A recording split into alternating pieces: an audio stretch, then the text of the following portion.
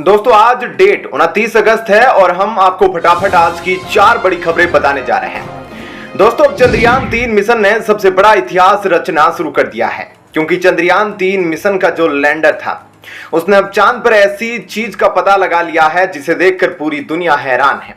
NASA भी इस बात से शॉक्ड है कि आज तक इस बात का पता उसे क्यों नहीं लगा। दरअसल इसरो ने अब चांद पर अपने साइंटिफिक एक्सपेरिमेंट करने शुरू कर दिए हैं, जिनमें से पहला साइंटिफिक एक्सपेरिमेंट पूरा भी हो चुका है और उससे जो बातें सामने आई है उसने पूरी दुनिया को हैरान कर दिया है। बता दें कि अपनी एक्सपेरिमेंट को अंजाम देने के लिए विक्रम लैंडर ने चांद पर तकरीबन 10 सेंटीमीटर का गड्ढा खोदा था, क्योंकि यह बात कही जाती है कि दक्षिणी ध्रुव पर आइस डिपॉजिट मौजूद है और इसी का पता लगाने के लिए यह गड्ढा खोदा गया था।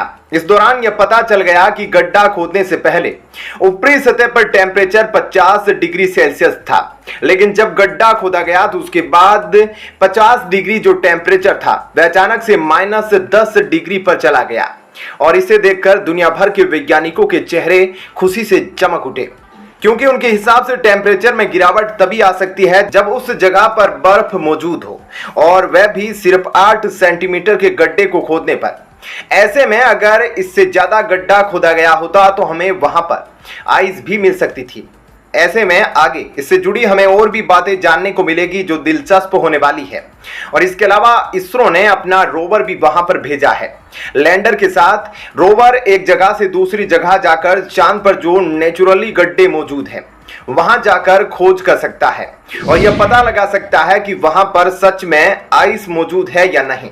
ऐसे में लैंडर अपना काम शुरू कर चुका है और जल्द ही रोवर भी अपना काम शुरू करने वाला है, जो कि और भी ज्यादा महत्वपूर्ण काम होगा, क्योंकि रोवर एक जगह से दूसरी जगह आसानी से जा सकता है। ऐसे में खोज के चांस और भी ज्यादा बढ़ सकते हैं और इसरो ने अभी चंद्रयान-3 की लेटेस्ट तस्वीरें भी जारी की है। बताया जाता है कि इसके सभी पेलोड ठीक से काम कर रहे हैं और रोवर के मून वॉक को लेकर भी इसरो ने बड़ा अपडेट दिया है। कहा है कि रोवर बिना किसी परेशानी के मून पर घूम रहा है और चंद्रयान-3 मिशन के 3 में से 2 मकसद भी पूरे हो चुके हैं और इसरो ने अब तक विक्रम लैंडर और प्रज्ञान रोवर के लिए गए 10 फोटो और 4 वीडियो भी शेयर किए हैं।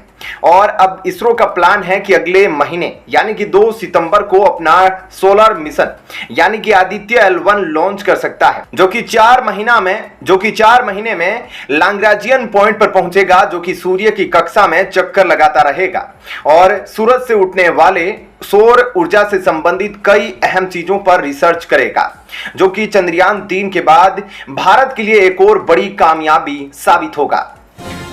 दोस्तों अगली खबर की तरफ चलते हैं तो आपको बता दें कि भारत अब पेरू और चिली जैसे देश के साथ मुक्त व्यापार समझौते पर साइन करने के लिए बातचीत शुरू कर चुका है। ऐसे में यह देश काफी उत्साहित नजर आ रहे हैं।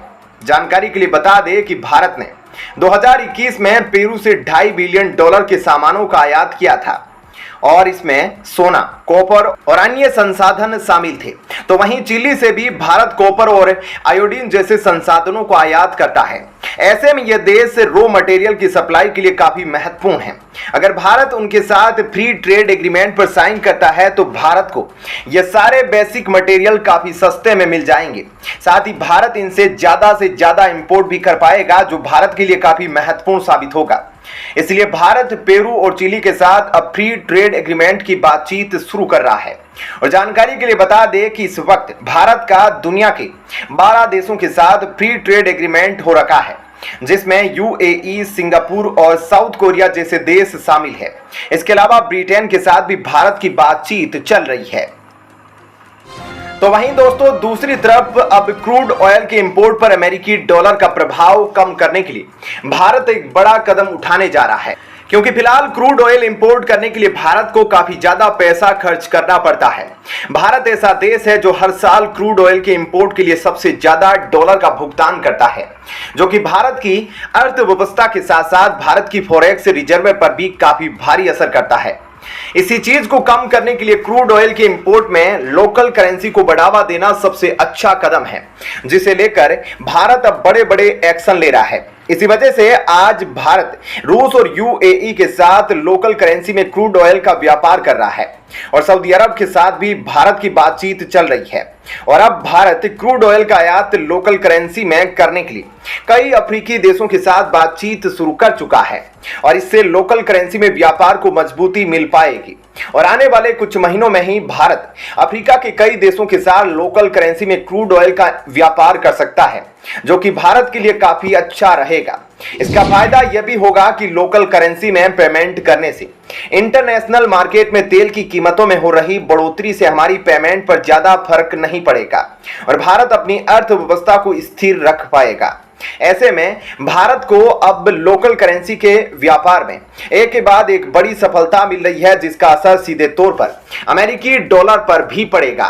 दोस्तों, अगली खबर की तरफ चलते हैं। जब 4 दिन के दौरे के बाद प्रधानमंत्री मोदी दिल्ली लौटे तो उनका काफी भव्य स्वागत किया गया और इस दौरान हाथों में तिरंगा लिए लोग एयरपोर्ट पर उनके स्वागत के लिए पहुंच गए। और देश में कदम रखते ही सबसे पहले प्रधानमंत्री नरेंद्र मोदी कर्नाटक के बेंगलुरु स्थित इसरो के कमांड सेंटर और वहां पहुंचकर उन्होंने इसरो के वैज्ञानिकों से मुलाकात की। और जब वे इसरो के वैज्ञानिकों से मिले तो वे उस समय काफी ज्यादा भावुक हो गए और उन्होंने कहा कि आपके दर्शन करना चाहता था। और चांद पर जहां हमारा भारत का विक्रम लैंडर उतरा है, वह पॉइंट अब शिव शक्ति पॉइंट कहलाएगा और इसी नाम से जाना जाएगा। ऐसे में प्रधानमंत्री मोदी ने चांद के कई जगहों के नाम बदल दिए और इस दौरान प्रधानमंत्री मोदी ने कुल 3 बड़े ऐलान किए चंद्रयान 3 मिशन से जुड़े। इनमें से सबसे पहले ऐलान किया गया था कि चंद्रयान 3 का landing point Shiv Shakti point के नाम से जाना जाएगा और इससे पहले वाले मिशन यानी कि चंद्रयान 2 का जो क्रैश पॉइंट है चांद पर, उसे तिरंगा पॉइंट के नाम से जाना जाएगा। हर साल हमारे देश में 23 अगस्त को यानी वह दिन जब चंद्रयान 3 चांद पर लैंड हुआ था, उस दिन को अब से नेशनल स्पेस डे के तौर पर मनाया जाएगा। इस दौरान प्रधानमंत्री मोदी ने इसरो के वैज्ञानिकों को सलाम किया और साथ ही इसरो चीफ से मुलाकात की और उन्हें गले लगाया, उनकी पीठ थपथपाई। जब प्रधानमंत्री मोदी कमांड सेंटर पहुंचे तो 5 मिनट तक तालियां बजती रही। उसके बाद प्रधानमंत्री मोदी ने सभी वैज्ञानिकों के साथ एक ग्रुप फोटो भी खिंचवाई और ये सभी तस्वीरें आप यहां साफ तौर पर देख सकते हैं। ऐसे में विदेश दौरे के बाद सीधे बेंगलुरु पहुंचने के बाद प्रधानमंत्री मोदी ने एक नया नारा भी दिया, जय विज्ञान जय अनुसंधान। लेकिन इन सब में जो सबसे महत्वपूर्ण बात थी वह थी यह कि 23 अगस्त का दिन हमारे देश में नेशनल स्पेस डे यानी कि राष्ट्रीय अंतरिक्ष दिवस के तौर पर मनाया जाएगा। तो दोस्तों, इन तमाम खबरों के बारे में आपकी क्या राय है, हमें कमेंट करके अपनी राय जरूर बताइएगा। धन्यवाद। जय हिंद।